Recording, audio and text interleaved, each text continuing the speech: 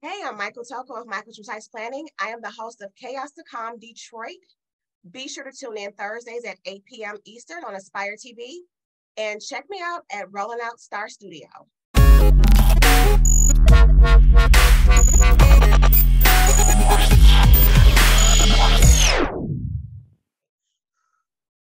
Hello, and welcome to Rolling Out's Star Studio for Best of a Generation. My name is Porsha Monique, and I'll be your host.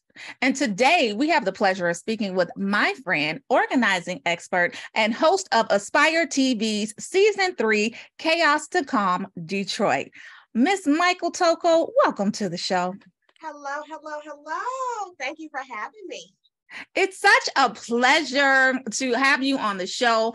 I'm just going to break the ice because I also had you in my home, but we'll talk about that later because I don't necessarily know how the episode worked out, but we're going to talk about that later.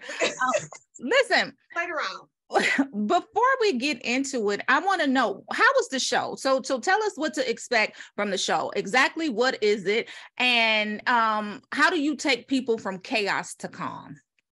Okay, so on the show, you will see me organizing residential and business spaces. The difference between the show and real life is that we only have a day to flip a space. So each space, I sort of look to the side. Right, because that's the truth. It's the truth. Right. You were a client. Right. So yeah, the flipping in a day is a challenge at times because as an organizer, when I get into a space, if I see something else that needs to be done to make it work, it's still all about timing and whether or not we can do it in the allotted time. So that's the difference between the show and real life. In real life, I can take several sessions to get your space exactly how you need it. The show, they say, hey, you have a day, that's it. But it was fun. It was interesting. I met a lot of wonderful people, including you. And I love meeting everybody, being in their spaces, hearing the stories. And yeah, it was definitely chaos to calm. I love that. I love that. And I can't wait to see everybody's story. I know that this debuted January 19th, I believe. And so we're a couple of weeks in. But before we even get into that, I want to go back. I want to take it back to the beginning for you. When and how did you fall in love with organizing and planning? Oh, organizing, as boring as it's going to sound when it comes out of my mouth, I've been organized since I was a little girl. I would have to say the age of 4, probably. Really? Yeah, my grandmother, who's no longer with us, but she spoiled us rotten. So she would buy us all the things. And I remember having one of the first Barbie doll houses that were like huge and they stood up on the wall. And she bought me a million Barbies. And every morning I would actually get up, comb their hair, get them dressed, and just line them up and put them nice and neat, fix their house. And that's it. I'm done playing with them. They pretty. The house is perfect. It's over. It's over. It's over. And I always had the cleanest room. At work, I always had the nicest looking office. And yes, I've always been organized. Planning came more into place when I had my children. I've always been a planner. Like, I don't like last minute things. But being single, you know, you kind of roll with the flow if something last minute comes up. Once I had my children, I kind of locked in a little bit more on the planning and the scheduling piece where it was like time management is key. I have 2 tiny humans. Exactly. So yeah, I kind of locked in on that even more once I became a parent. And my daughter, she's a preteen now. So. Oh, yes. Yeah, so it's been over a decade. So let me ask you this. Did your kids adopt the organizing and the planning trait that you have? Oh, it's a little bit. It's a little bit. It's like a little twinge. My son is more like me than my daughter. My daughter is the one that gets anxious about not knowing what's going to happen. So she's definitely, I think, more of the planner. She needs to know the day before what's going on. My son wants to know, but in terms of the organizing, before he goes to bed, everything has to be a certain way before he goes to bed. If he can see stuff and he doesn't like to see, he's like, Mommy, put that away. Mommy, we need to shut the door. Close the door. We can't have that open. We can't do this. And I usually walk out and make my husband go in there and finish up with him. So he's definitely more the organizer. He needs everything in a certain spot before he goes to bed. Yeah. I wish I had that trait. I just don't, you know, and I wanted to get into the practicality of that for a bit, because when it comes to organizing, it can be overwhelming for people who don't necessarily know how or what to do, right? And especially for busy people, like people got lives. You a mama, you a boss, even if you work in whatever, like people are busy and they have things to do. So what are some practical things that people can do to get organized, get the organizing process started? To get started, one of the things that has always helped me is to think about my end in mind. So for me, obviously, it's especially with children. Now, like I said, they're a little bit older now, they're 9 and 12, but when they were younger, it was getting out the house quicker. Not looking for keys, not looking for shoes, socks, where's the diaper bag? Why is it not by the door? Like that stuff is chaos. So whether you have little ones or teenagers, it's still the same goal to get out and get out quickly and efficiently. So just setting up those functional systems. So if you have a drop zone where everybody puts their keys in their phone at the end of the night, or charge their laptop so that they can all grab them in the morning, or having a small bin with everybody's shoes by the door so you know that their shoes getting put on. Just simple things that you can implement to make your morning quicker. I know, like for my kids, I just recently redid their lunch station because they're big enough to restock their own area. Because I'm over it. Y'all are bigger now. I'm over it. I don't have time for it.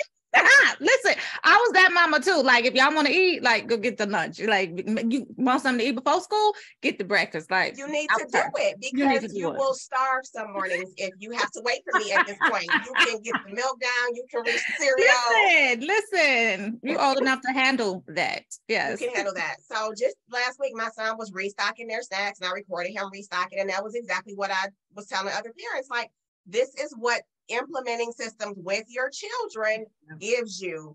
Just sipping some coffee, sipping some wine, whatever, just not doing these menial tasks, So even if you have like a cabinet where you can establish snacks and lunch prep, juices, chips, cookies, the normal stuff they would take, making some things within reach in the refrigerator. So if they're grabbing their fruit or getting the lunch meat, just keeping it as easy for you as possible without them making a mess everywhere. Yeah. Because they're going to make a little bit of mess, but you don't want them to tear up the kitchen either and tear up the house just to get ready. But just finding ways or areas in your house to make just a little small areas throughout to make it easy. Because, we're busy. We're busy. Yeah, busy. And you're tiny humans, but you are able and capable to be and learn things. Absolutely. Now, what about that person that may have a system that was started for them? You're asking for a friend. I'm asking for a friend. Like, how do you maintain that? Because it's in place, but how do you continue to maintain it? Just keeping the system, honestly. So, for instance, if you had a closet redid, just a big for a friend. I'm asking for instance, right? Just for instance, an example. If you had a closet redid, just being mindful again, not to overstuff the closet, because the goal is for the door to shut. And then when you open the door to be able to easily find things. So trying to keep that. I'm not a big follow the rainbow person in terms of organizing, but I do like to keep light colors or like items together. So as you're adding more clothing to the closet, just keeping dresses with dresses, shirts with shirts, pants with pants, at least keeping categories if you're not going to color coordinate. Or if you are, again, just block those particular colors together, not necessarily in rainbow order, but it just makes shopping your closet easy. And then as you buy, be mindful to pull out something that hey, I haven't worn this in X amount of months. Just pull it out right there, drop it in the bin, keep a donate bin. I mean, if you're asking for a friend, you might need a big donate bin. But keeping a donate bin, so you can just pull those items out. That's a great idea. Yeah. I don't have one in my house, so we don't go through clothes that much, but my kids wear out stuff constantly. I may have a shirt that I'm like, okay, I don't wear this 11 times, 50, 11, 90,000 times. Right. And we just drop it in there. Once it's full, I recruit my husband to go drop it off. But you can even just throw it in your trunk, or like I said, call the local pickup. They'll come get your donations. No, that is an excellent idea, that donate bin. Currently I don't have one, but I'm sure my friend, she probably would benefit from one as well. So tell your friend get a bin.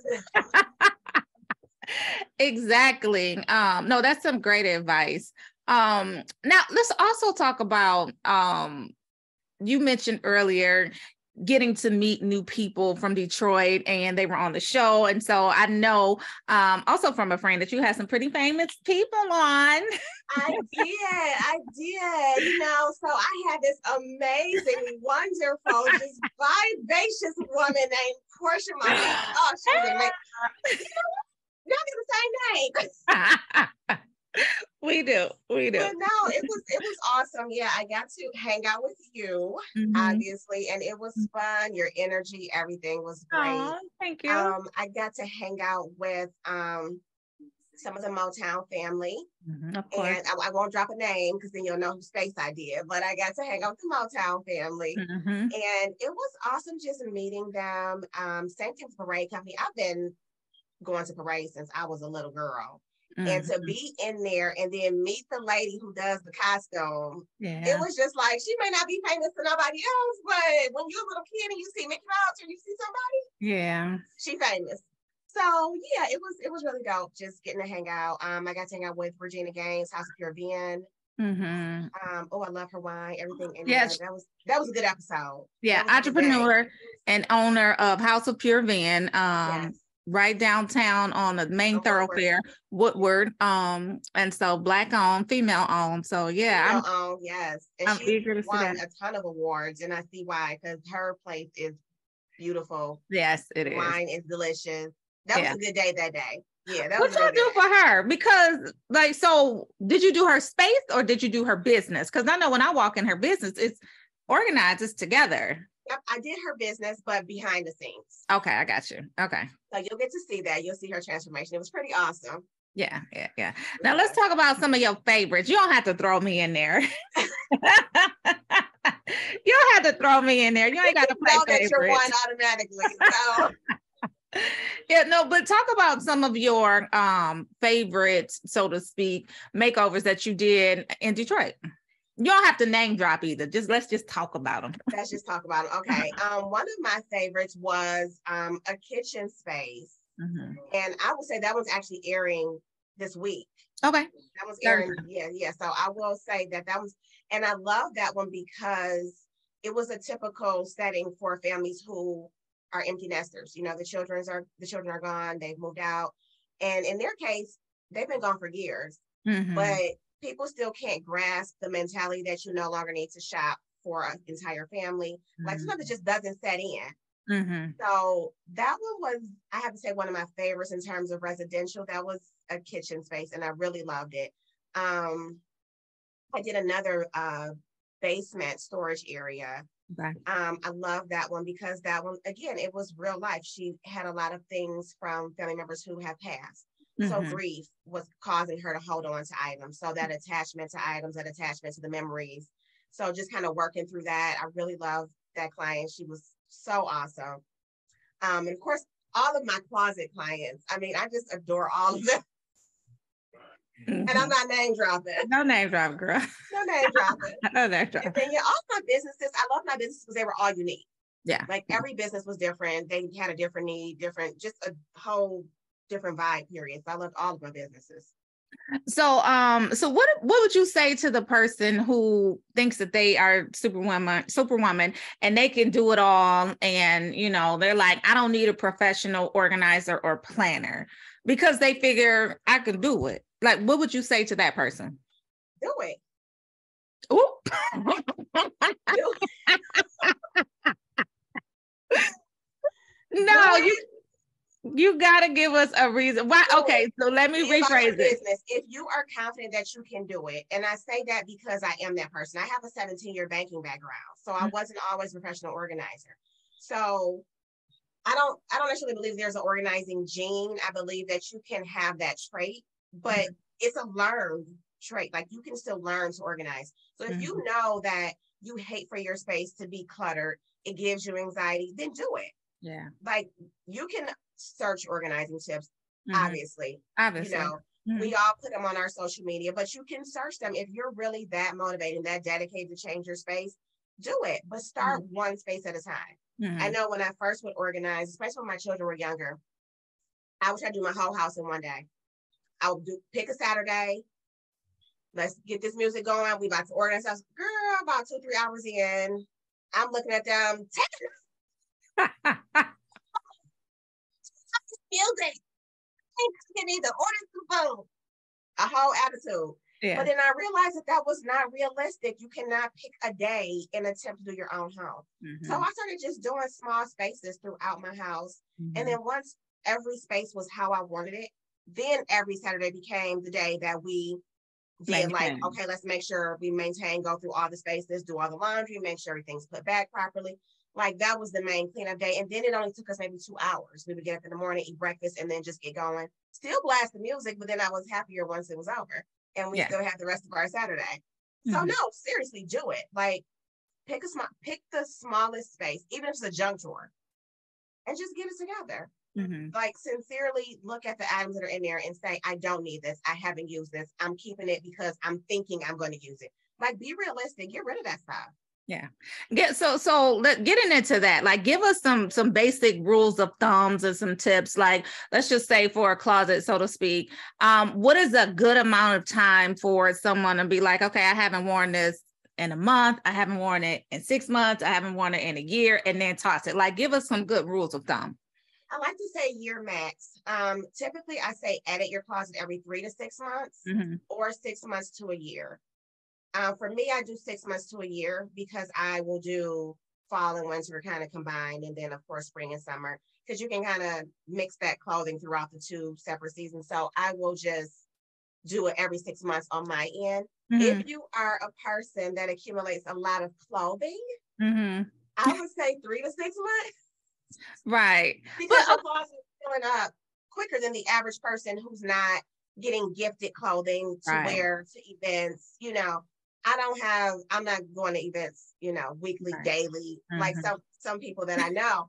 So my closet is not filling up as much unless it's a season where I'm just shopping. But mm-hmm. yeah, if that's your lifestyle too, that you just accumulate a lot of clothing for whatever reason, 3 to 6 months. If you haven't worn it, donate it, toss it. But okay, so that's where I get into a little bit of anxiety, right? Because some of the stuff that I haven't worn, the occasion hasn't presented itself for it, right? So I'm like, okay, I got this cute dress, but when it comes to for this specific occasion, I'll wear it then. And if I don't wear it within that season, it's like, okay, well, next year I have to keep it. So what do you say about those items?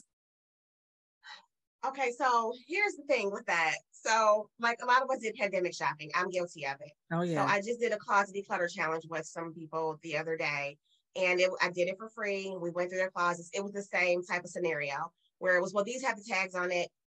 I bought it during pandemic, or I bought it because it's on sale because I know I'm going to wear it.